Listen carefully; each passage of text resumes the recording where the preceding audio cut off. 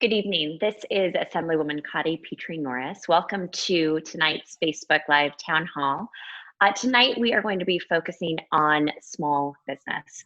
Small businesses are the heart and soul of our communities. They are the heart and soul of California's economy. And the simple truth is that over the course of the last 3 months, the COVID-19 pandemic has devastated so many of our small businesses. We are absolutely committed to doing everything we can to help our small businesses survive this crisis and position our small businesses to thrive as we emerge and recover. Tonight, we are going to be answering your questions and providing some resources to help during this time. I am so pleased to be joined tonight by two wonderful experts and two incredible advocates for California's small business. We have our State Treasurer, Fiona, and the President and CEO of the Orange County Business Council, Lucy Dunn. Thank you both so much for joining us and for being here to share your perspective. Before we jump into questions, I'd love if you could just introduce yourself to the folks at home. Treasurer Ma, we'll start with you. Sure. Thank you, Connie. It's great to be here. Also with my longtime friend, Lucy Dunn. Yay! Some of you know that I started my professional career as a CPA with one of the big 8 accounting firms in the real estate tax group, stayed 5 years, and then started my own practice. And at the age of 28, that was the first time I really got involved in politics. As the president of a business association, as Lucy knows, it becomes more than a full-time job. And I had to go to my local San Francisco Board of Supervisors, went to Sacramento to testify, got involved in the White House Conference on Small Business, and understood how hard it is to run a small business. Given there's lots of bureaucracy, sometimes you have to jump through fees and fines and paperwork. And it is really, really overwhelming. So today, my passion is helping, educating, and trying to keep small businesses out of trouble. So I look forward to talking with all of you and answering all the questions that may come through. Thank you. And thanks so much for being here and joining us. I know you're busy, and we are so grateful for just your advocacy for California's small businesses.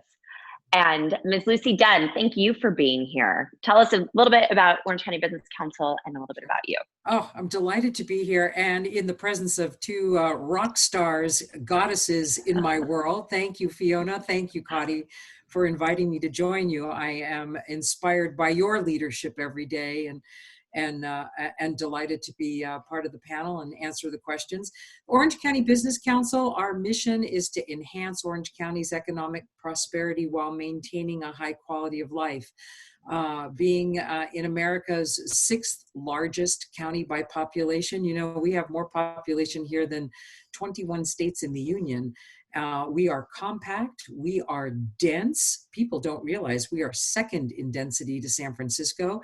And our business sectors, in good times and bad, have survived the toughest of times, starting, of course, with small business that is the backbone of any strong economy in any state. My background, of course, I practiced law for about a third of my career. I was in real estate for the next third in environmental law. I worked for Governor Schwarzenegger as state housing director for a couple of years. And then he wouldn't let me go when I came over to work with Orange County Business Council, appointing me to the California Transportation Commission, and reappointed by Governor Brown twice, and up for reappointment by Governor Newsom. I hope he puts a good word in for me to serve as your transportation commissioner. So we focus housing, transportation, infrastructure, innovation, all those things, those cross-cutting issues that keep your business going, and delighted to join you all here today. Well, thank you so much for being here. And again, before we dive in, Treasurer Ma, I think some of the folks at home know what the state treasurer is and what you do, but I'm guessing some of them don't. Can you just give us a bit of an overview on the work that you do, and particularly the work that you do serving California's small businesses? Yeah, so thank you. I am one of the 8 constitutional officers. I am your state banker. So every revenue, fine, fee, interest comes through my bank. over $2 trillion in a normal year. I send whatever money needs to be dispersed to the state controller, Controller Betty Yee, and whatever money is not being used, I have a small investment team that invests about $100 billion in short-term investments. 30% is for local governments, so many of the cities and some of the counties in your district are our clients. And then I also sell general obligation bonds as well as revenue bonds for the major infrastructure projects here in the state. In addition, I chair 16 different boards and commissions, everything that is financed in the state, whether it's schools, transportation, advanced manufacturing, alternative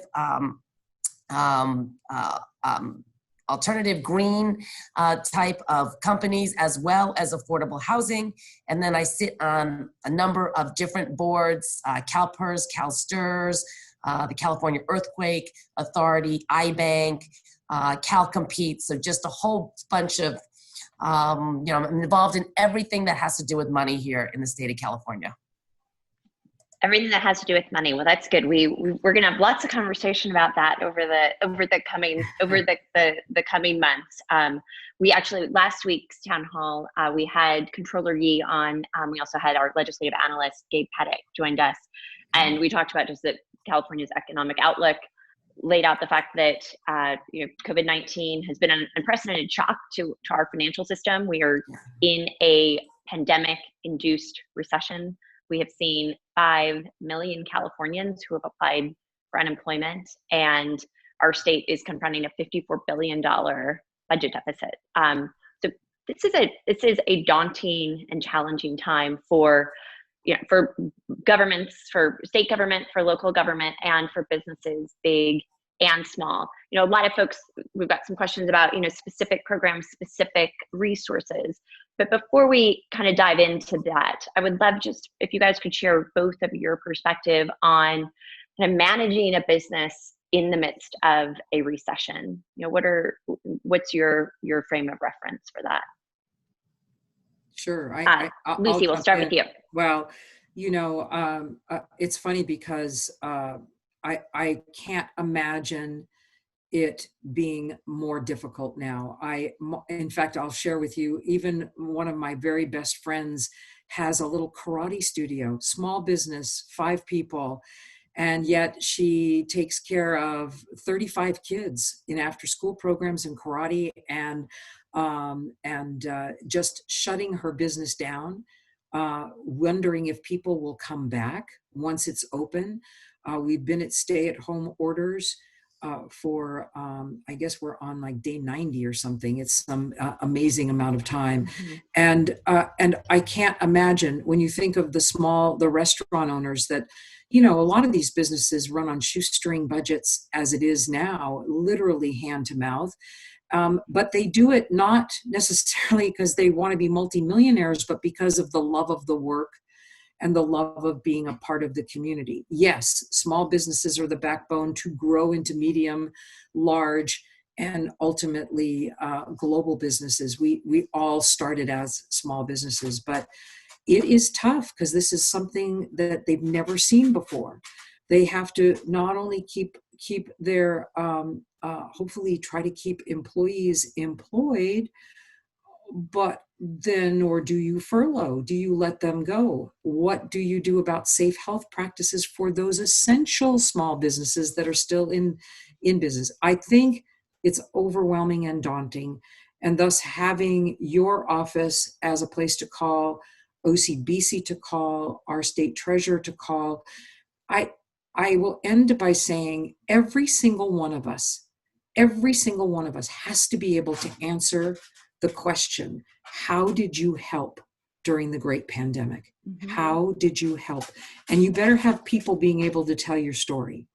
And that's what keeps me up every night and keeps me going every single day, is helping those small businesses connect with resources, with care, with food for families, so that we can all stay safe as we're all learning from each other in a highly unusual time. Right. So I have about 430 team members here at the state treasurer's office. And the governor called the state of emergency on my birthday on March 4th. Oh, wow. I can't forget that date. And then on March 19th, he proclaimed the stay-at-home orders. And like Lucy said, I think we're going into almost month 3. But I had to transition about 2/3 of my team members to work at home. And that was difficult because in government, we're not really set up to telecommute. We had to get laptops, we had to get VPN numbers, but there's still about 100 of my team members who have to come in every day because they are performing essential services and basically making sure that we are processing all the money during this time. We have also pivoted in my office. I have an external affairs team in many of my positions that have gone out and done free seminars around the state. And during this time, we have pivoted to create real-time resources for small businesses, individuals, nonprofits, food relief, as well as tax relief. And that is on my website, www.treasure.ca.gov. Like Lucy said, what are we all going to do? Then all of my boards and commissions and my 3 divisions, I've asked everyone to do a little bit more, to step up, to see what we can do to create programs, defer loans perhaps, just do a little more outreach and education, but also just assist during this time, understanding that everybody is having a difficult time. And then I also have a dedicated email address, and that is askfiona@treasure.ca.gov, and we have been overloaded. So every time the stimulus packages come out, unemployment insurance, there's also tons and tons of questions, and we do our best to answer people as soon as we can.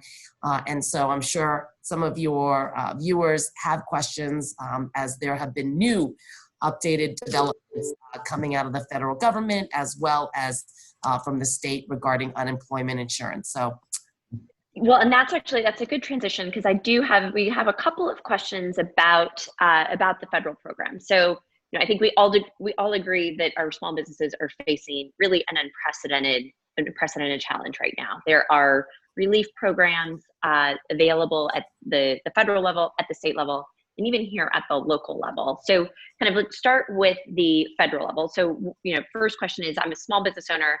I applied for the PPP program, but I didn't receive any money. Is there more help coming from the federal government? And any tips on how I can be successful if there is a next time? And I'll take this one to start, and then would love for you to add on. And I guess a couple points. So number one, the second round of the payment protection program is still open for application.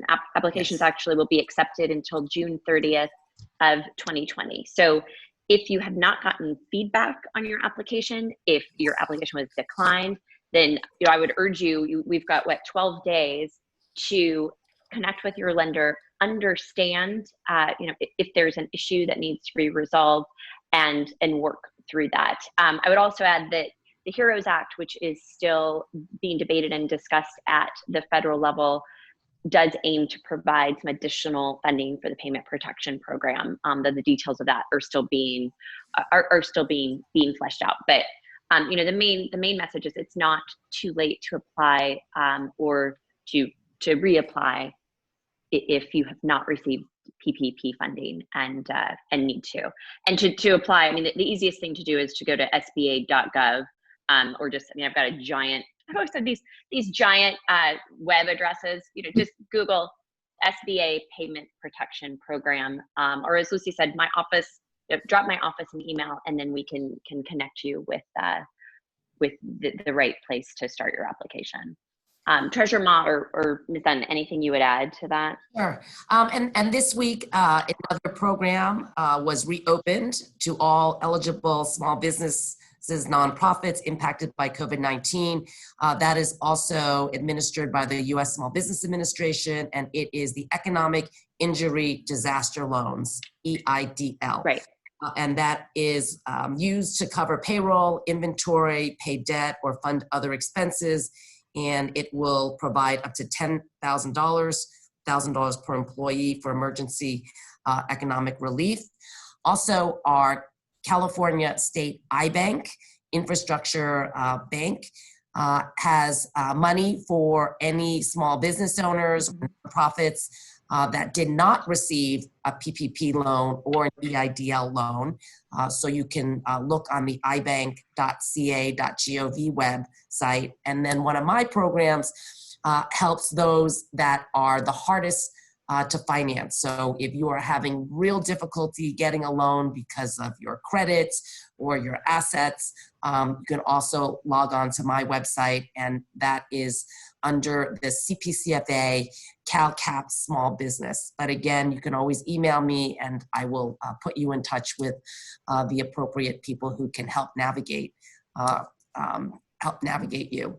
Also, your local small business development centers, we advise you to go and seek help. They will help package your applications and also help you look at all the different funding opportunities from the federal, state, and local levels.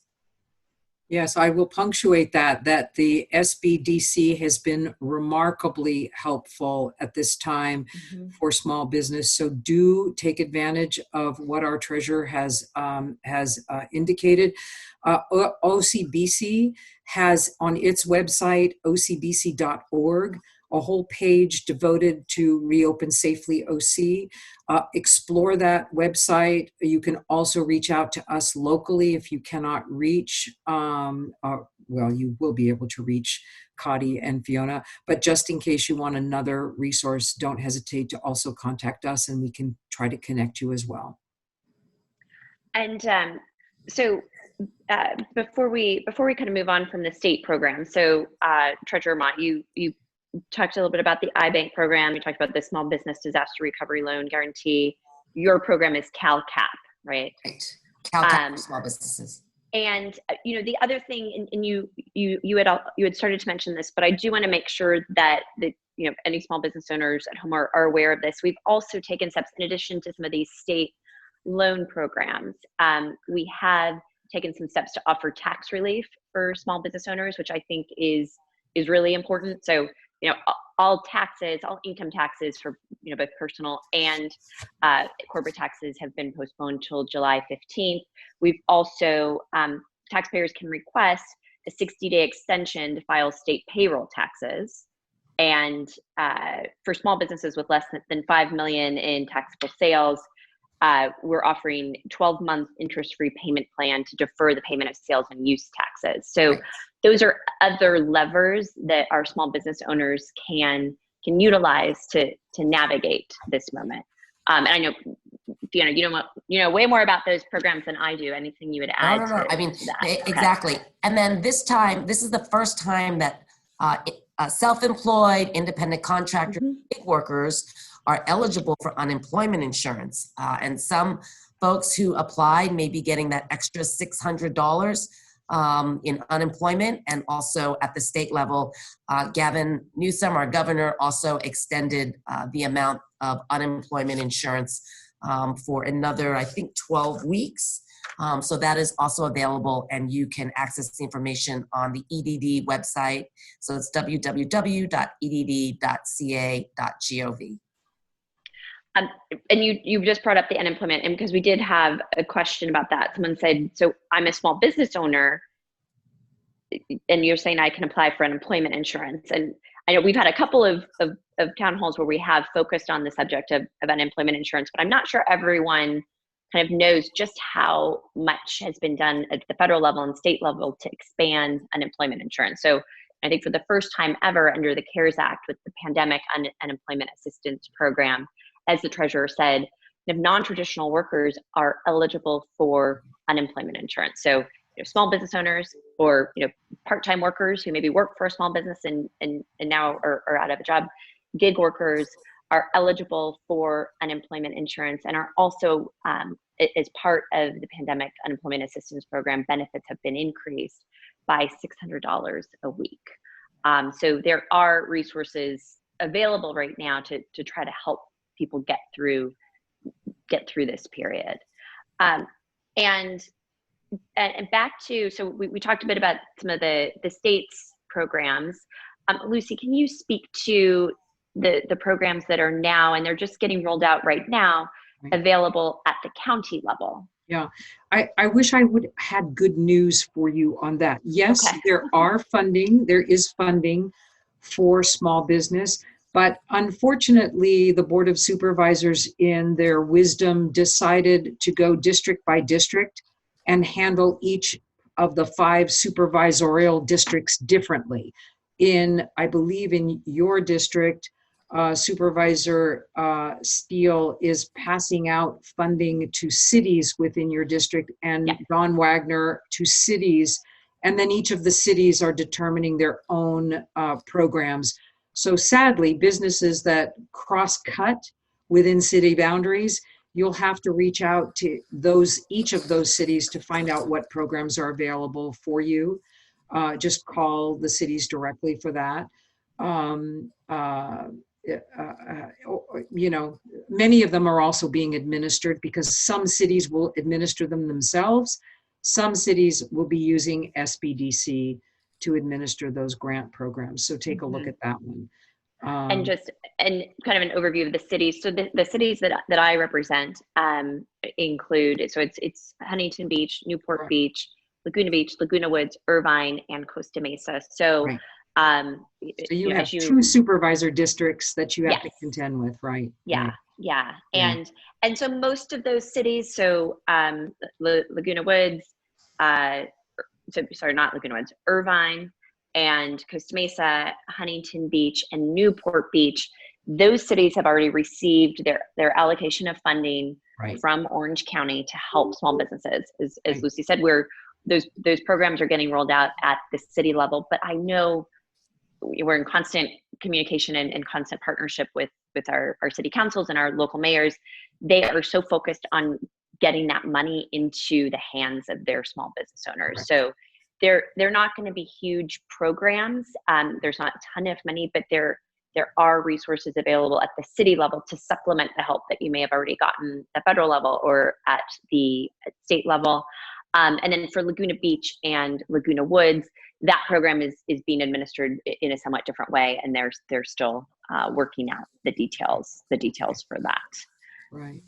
I don't want to lose the fact too that a lot of small businesses that may be looking for resources, it's true, but as we start to reopen, businesses sometimes they would just prefer to get back to work than apply.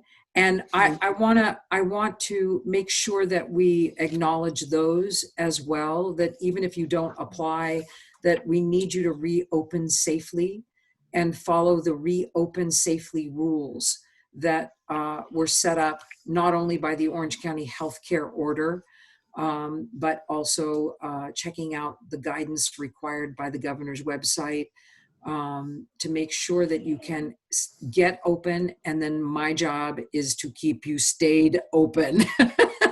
So, because we don't want to shut down again and watch those COVID-19 numbers rise. Costa Mesa in particular had one of the lowest per 10,000, I think, infection rates because they shut down early and they masked up early. And so do businesses pay attention, check our website for the 3 rules you need to follow in order to reopen safely and stay open. So get those resources, but truly the object of the resources is to get you back to business, which is what you really want to do. Right. I'm so glad. I'm so glad you mentioned that. And Fiona, if you want to add on to that. Yes. So I do want to add that as businesses are reopening, we have an official California website. It's www.covid19.ca.gov, where you can read the latest executive orders, get real health and safety facts, as well as reopening and the different phases that we are going through as a state. So please, I would just remind folks to go to our official website, because there's a lot of misinformation that is going around on the social media sites. I also want to just take an opportunity, since we were talking about money going to local governments, based, in the CARES Act, based in April, the state of California received $9.5 billion for COVID-related expenses, and part of that is going to balance the budget this week. And then the cities and the counties with populations of over 500,000 cumulatively received $5.8 billion, and Orange County received $555 million, which is the money that's going to help some of the cities. But the amount of money that we received really was based on the census. So I want to just take an opportunity to plug the census during this time. The website is my2020census.gov. It takes less than 2 minutes to answer 9 simple questions. But again, I saw firsthand how important it was to make sure everyone was counted, because the $9.5 billion that came from the federal government was based on how many people were counted 10 years ago. So please, at this moment, take a little time to make sure that everybody is counted for the next 10 years. Absolutely. Such a great point. And the resources that we receive from the federal government, and then even at the state level, right, as the treasurer explained, that is all allocated based on our census. So it's so important that we have a complete count, and that we're bringing our fair share of resources back to our community to address these profound and hard challenges. So I want to talk a little bit more about what's involved in reopening safely, because we do have a couple of questions about that. So, I've had a lot of people say to me, I want to reopen safely. I want to do the right thing, but I feel like I'm getting different information, and it's all very confusing depending on, state, county, from my city. How do I figure this out? And I feel like, I know, Lucy, I think you have been working really since the beginning of this outbreak to try to pull that information together in a way that is easy for businesses to understand, is actionable, and sort of one less thing for them to have to think about. So can you talk about some of the resources that that people can leverage through OCBC? Absolutely. And as we're talking, if your tech would allow me, I can actually do a share screen of that so that they could see. Okay. And what I've been doing is I've been asking folks to get out your cell phones so that you can take a picture of a couple of really quick, easy slides that has both exactly what Fiona just said, those websites on it, and in addition to just basic information that you need to know. And so if you will allow me to just share this really quick, I promise this will be worth it. Okay, I think you can. I believe the Zoom universe is telling me you should be able to share. So awesome. Let's see. I'm going to be. Let's see if I can share. All right, here we go. How's that? Can you see this? Awesome. Yes. All right. So there are 3 steps to opening your business. Let me get this agenda out here. Okay, 3 steps to open. Ready? Yes, we are ready. Find your guidance, right? And then publicly, this is Orange County's health order. Publicly post the checklist. If you don't have a checklist, don't worry. Next is post an attestation. Now, let me show you. I'm going to walk you through. First, find your industry guidance right here. And this is the site that Fiona has just given us. Your industry guidance is here. If you have any questions on your guidance, you can email Essential Services right here at this email address. That will help you. Your industry guidance, your checklist, if you're retail or a restaurant or a shopping center, here's what a checklist looks like. This is for retail. Now, don't freak out. because you're doing this stuff anyway. And it'll help you remember to do this. But this is what you have to pull. Here's what restaurant checklist looks like. Here's what an office checklist looks like. And you're doing it anyway. Just take a look at this. It's all on that website. Find your checklist and then post it.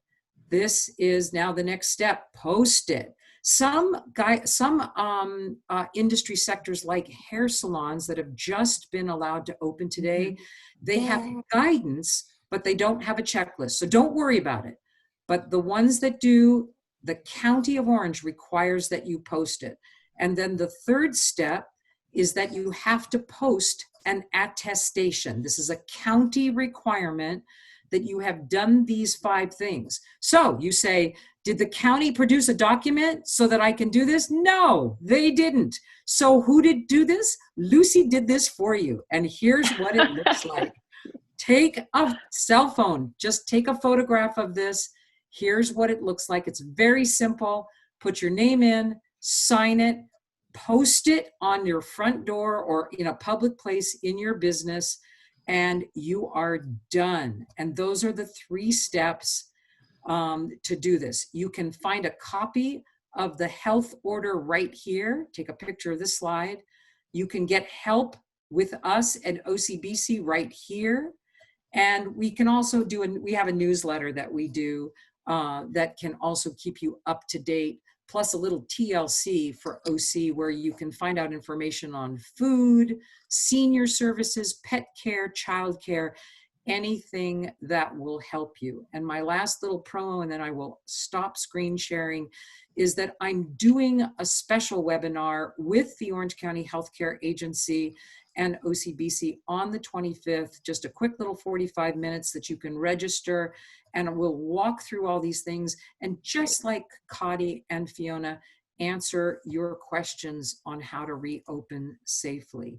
And so with that, I will. That's great. I love that you did that, because our small business owners, I mean, they have so much on their plates right now, so much that they are juggling. And yes, having something that makes it just easier to navigate, or just one less thing that you have to think about, that's great. I'm thrilled that you did that. When these healthcare orders come out, these are not, we have to be kind to each other right now, because I say it all the time, we're learning, stop screaming at each other. We're all learning how to do this. Healthcare officials are not PR officials. These are medical practitioners. They don't know sometimes how to say things in the ways that make sense. I literally had to take that information from our healthcare professionals and put it in a way that business could understand in 3 quick steps. And then they come back and they thank me for it, because now they go, oh, Lucy, that sounds easy. I go, I know, I made it easy. So instead of having to read, you don't have to read the manual. That's right. Yes. You can OCBC's 3 simple steps. 3 slides to reopen your business. Reopening safely. And then the other thing that I would add, because it's been a question I've gotten actually from some local governments and also from some local small business owners, has been around personal protective equipment. So we know that there's been a shortage of personal protective equipment throughout this entire pandemic, even for our medical professionals. It's an additional cost for our businesses. We just found out actually today from CalOES, so California's Department of the Operations Emergency Services, they are putting together a program that will actually provide personal protective equipment to businesses. It's still in the very nascent stages. They're going to start to pilot that, but that is something that we are looking to bring online. Again, I think just with the goal of taking one less thing off the plates of our small business owners. So we'll be working with local governments to develop that and to bring that up to speed. And information about that as it comes online will be available on my website as well. Perfect. I'm just going to add, Cotty. Yeah. I'm going to add one webinar that folks may be interested in as we are opening. I'm doing 2 webinars with brain zooming. And this is really like post-COVID, and they are titled Jumpstart Your Business Operations. So it's a 2-part webinar series. The first one is Strategy for Success, quickly reimagining your business and growth strategy. And that's next Tuesday, June 20th at 1 p.m. And then the other one is Idea Magnets, attracting innovative ideas to pivot and restart. And that's the following Tuesday at 1 o'clock. And I can type in, if the chat's working, I'll type in the Bitly invite. But I think that's what people are also asking for, right? How do you open safely? But then now you're open, your typical customer base may not be the same. You may not see the same type of revenue. So what can you do to pivot in this new normal, abnormal, unnormal situation? So I'm hoping that's going to be helpful. That's great. That's great. And I think it's been phenomenal just to see how creative and how innovative some of our local small businesses have been, and how resilient in responding to this unbelievable challenge. So I think, yes, the more support that folks can have in terms of thinking, reimagining their strategy and thinking creatively about how to meet this, that is incredibly powerful. This is a really good point you make, Cotty, too, because small business that wants to get back to work, your cities are being as flexible as Gumby now in some of the rules and regs. So you'll see a lot more accommodation for outdoor dining. You'll see, and if you as a business owner have ideas so that your city can make it easier for you to open, you should go to them now and ask for that. And even if it's a statewide issue, Cotty, I know you're open always to great ideas to make it easier for business to do business. And so absolutely. I thank you for that. I thank you for that leadership. Yeah, and you are absolutely right. City councils all across our county and all across the state, they want to do everything that they can to ensure that our small businesses can recover, because like we said, they are the heart and soul of our communities, and we certainly want to ensure that we're able to navigate through this together. And kind of with a little bit of that in mind, another question that I get a lot is, I am worried about a second wave and getting shut down again. What should I be expecting? What should I be planning for?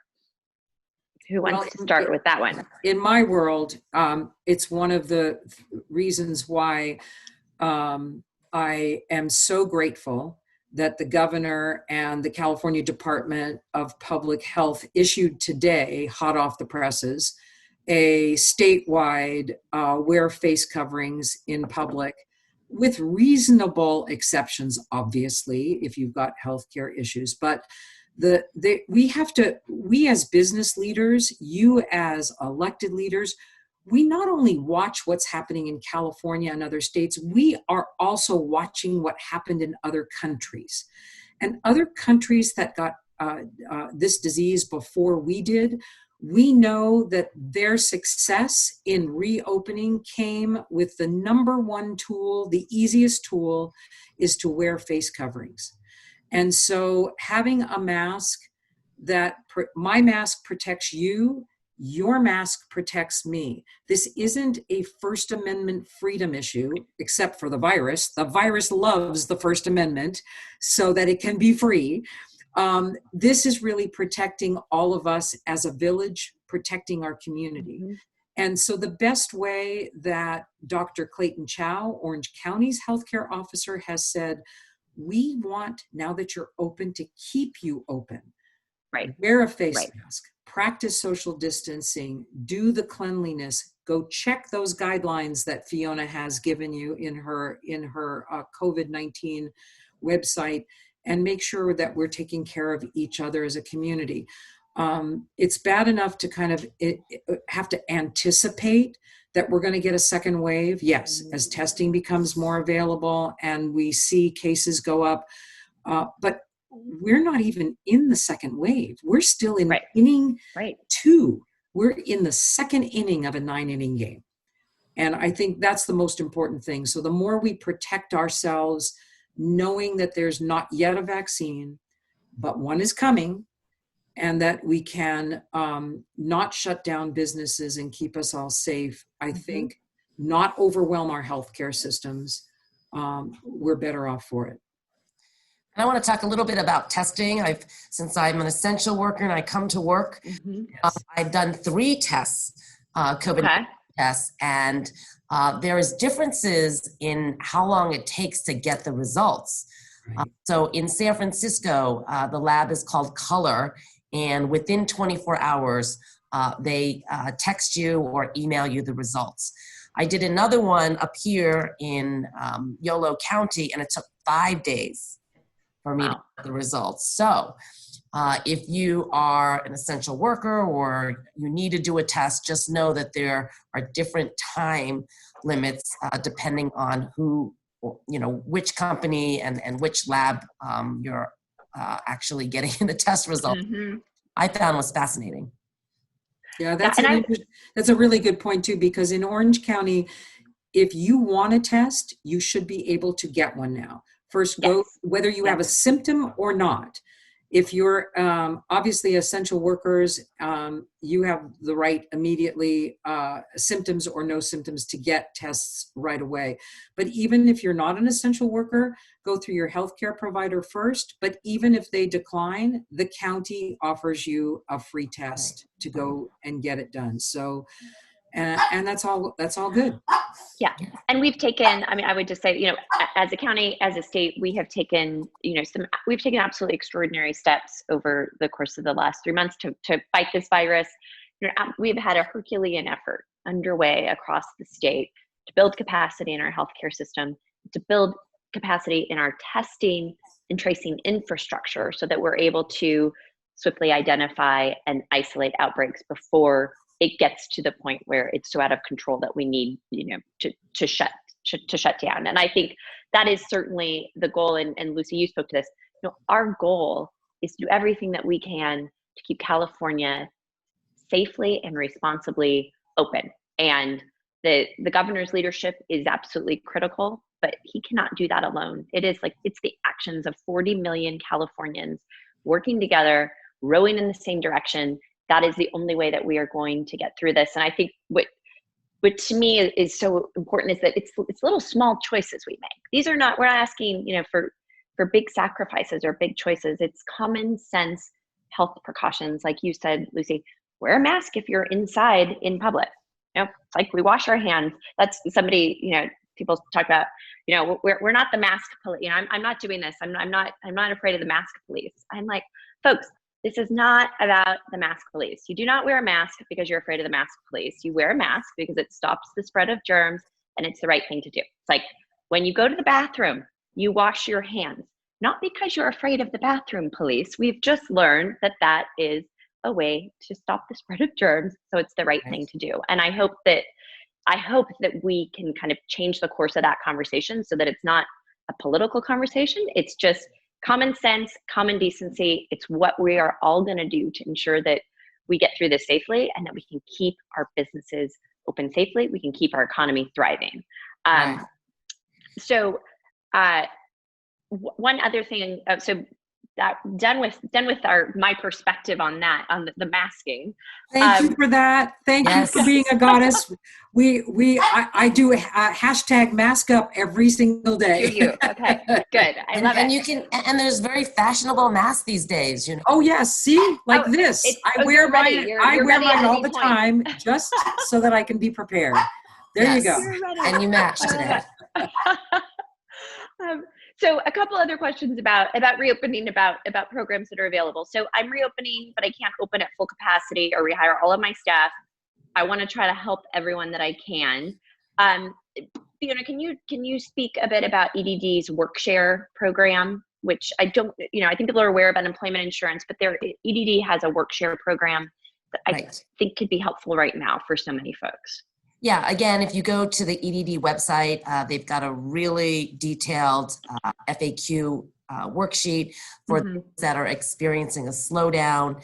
There is possible assistance for slowdowns. And if you're thinking about closing your business, they also have folks that you can talk to try to figure out how to, set up a plan so that you don't have to close your business permanently. So yes, edd.ca.gov has a lot of great information, helpful tips, and also live people that can help you and counsel you during this time. Great. So a lot of the programs we've talked about have been very much about kind of relief and survival. I want to spend the last few minutes that we have, I want to talk about recovery and stimulus. So sort of big picture question to start, how do we set California on a path to robust economic recovery in the midst of this global crisis? Well, right now, the HEROES Act passed the House of Representatives a couple of weeks ago. We're hearing that the Senate will not take it up until after July 19th. But part of that $3 trillion HEROES Act package is $1 trillion specifically dedicated to local governments. And you as a local elected official, I started out as a local elected official.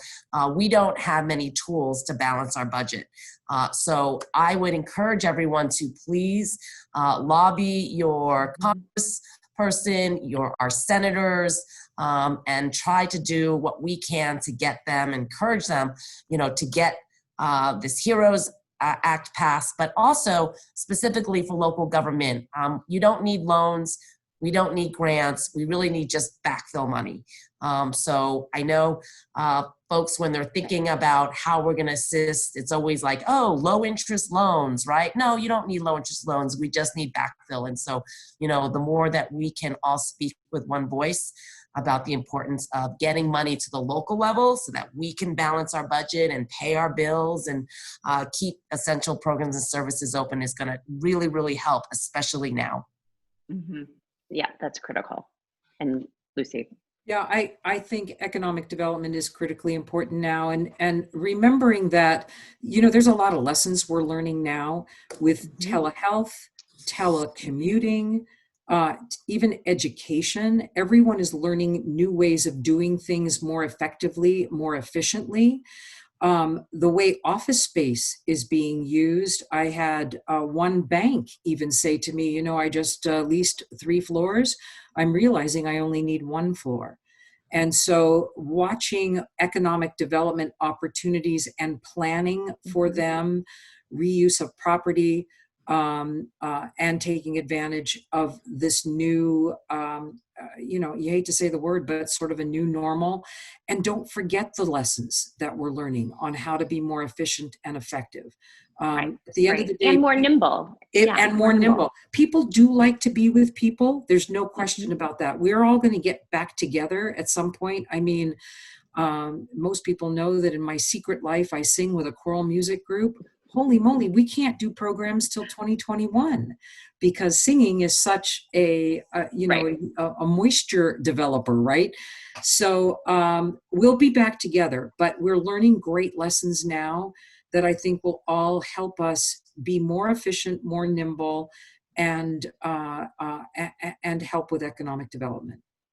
Can I just plug a couple of savings programs Yes. are under my shop? Because as we know, and I think I just had a Scholarshare 529 board meeting earlier, and accounts are increasing because I think as people are home and they're not spending money, right, going out or traveling, buying things, that people are thinking about the future and opening up savings accounts for their children to go to college, whether it's, Cal Able for people who have disabilities, as well as Cal Savers for anyone who doesn't have a pension plan.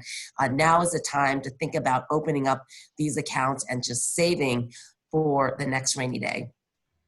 Yeah. Absolutely. And so in the legislature, we're still in the midst of finalizing the state's budget for this year, but we've begun in earnest conversations around what does an economic recovery package look like, and what are the pillars of that, what are our priorities, and just from my perspective, a couple of priorities that I have. And I think my North Star is figuring out, how do we navigate this crisis? How do we invest in economic recovery in a way that still reflects our California values and continues to make significant, meaningful progress on some of our big policy goals. So I think number one is investments in infrastructure. And, I think that we think about that now through this lens of, how do we invest in natural infrastructure? How do we invest in clean energy projects? How do we see a robust economic recovery alongside achieving, our very ambitious climate goals, our very ambitious and very important climate goals? And then for me, the second really is and always has been education. And I think particularly we need to talk about, retraining workers and workforce development programs. As both of you know, even before this pandemic, we had started to see California, our job growth was slowing. And it wasn't because businesses weren't hiring. It was because we have a real skill gap in terms of our workforce versus the skills that are required right now in our 21st century economy.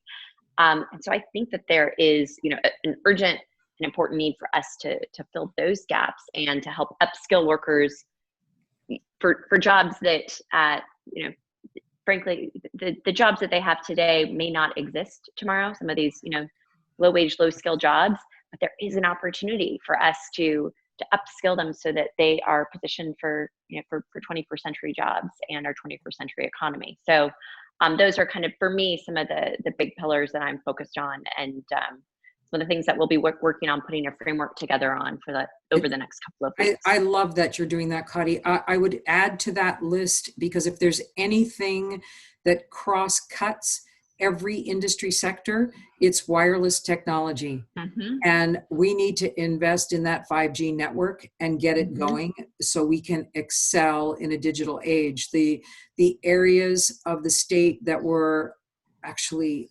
the most impacted with an inability of doing education, it wasn't that they didn't have a smartphone. Hard to do your assignments on a smartphone, and hard to do assignments when you don't have the infrastructure in place. So thank you for that. I think that's yes. Well, that's and I'm so glad you mentioned that as well. Just actually today, I was talking to one of my colleagues. You may know Assemblymember Cecilia Aguiar-Curry. Yes. So this has been, an area of focus and a priority for her for years. So she was just talking about, she's got legislation that she is introducing to do exactly that as part of our response.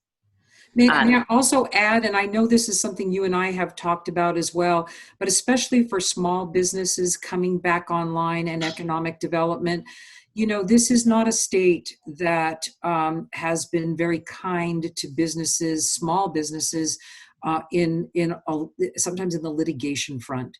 And so as businesses come back online, let's watch the liability protections for them, give them something that when they're trying to do the right thing in opening safely, that they don't get hit with some private attorney general lawsuit that finds some nitpicky thing there's bad actors are bad actors and they should be punished. There's no question about it. But for the most of us, we don't need shakedown lawsuits now, as we're just trying to get off of our backs as small businesses. And I know you are very much aware of that, and we'll keep an eye on that for our small business community as they come back. That's another really important economic development issue for them, because that liability thing makes them nervous, and it also makes them afraid to reopen, and it also makes workers not feel comfortable about coming back. We have to protect our workers, but then we also have to protect our employers as well. Right. And also, part of my job is selling bonds. And last year, we were very successful in the market. We sold about 14 bonds to fund all sorts of infrastructure projects. So like any recession, one of those solutions is keeping people at work. Even during this COVID-19 season, we were able to sell 3 different bonds. We're going out with another 2 coming up. But again, retraining workers. This is the taxpayer money.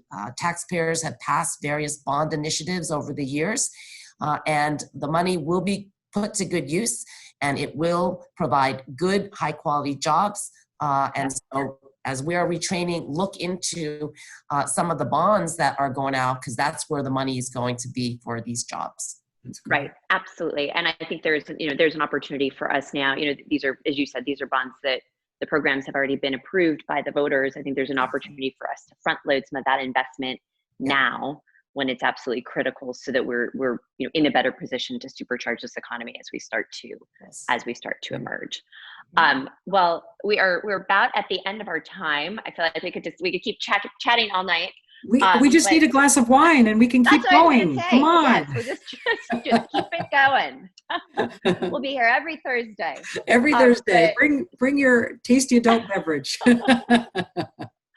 But thank you both again for everything that you do to serve our community, for everything you do to fight for our small business owners.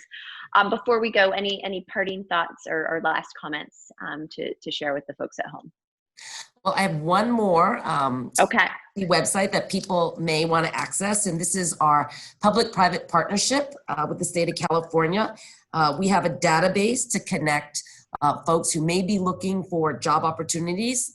There's about 110,000 jobs on it, and the website is onwardca.org,